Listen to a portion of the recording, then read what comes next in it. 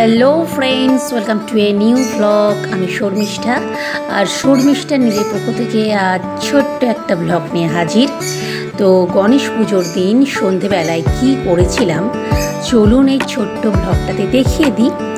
তো আমরা তিনজনেই রেডি হয়ে কিন্তু বেরিয়ে পড়েছি আর গণেশ ঠাকুর দেখব। তো চলে এসেছি একজন বিশেষ পরিচিত ব্যক্তির বাড়িতে।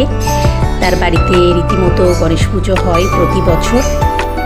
এই বছরও হয়েছে, খুব সুন্দর করে কিন্তু চারিদিকটা সাজানো হয়েছে। তো চলুন আগে ঠাকুর দর্শন করে প্রণাম জানাই।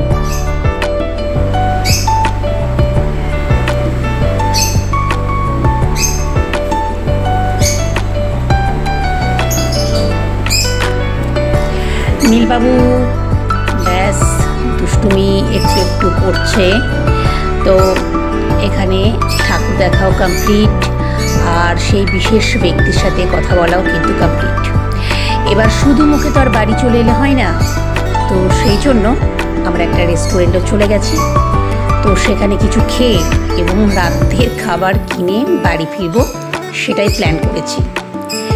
আর এই ফাঁকে আমি একটু ছবি তুলে নিলাম, প্লাস ভিডিও তো করে নিলাম, কারণ এই সুন্দর মুহূর্তগুলো তো ধরে রাখতে হবে। নীলবাবু এখন ওয়েট করছে যে কখন খাবার আসবে।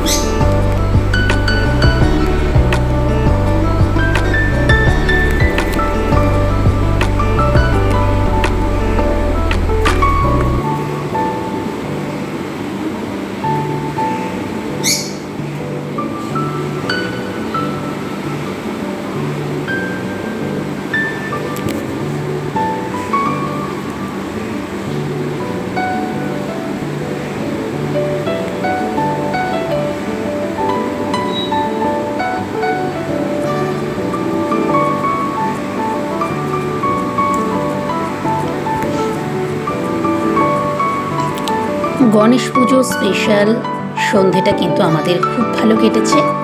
আপনারা কেমন করে কাটিয়েছেন অবশ্যই লাইক ও কমেন্ট করে জানাবেন। বাই।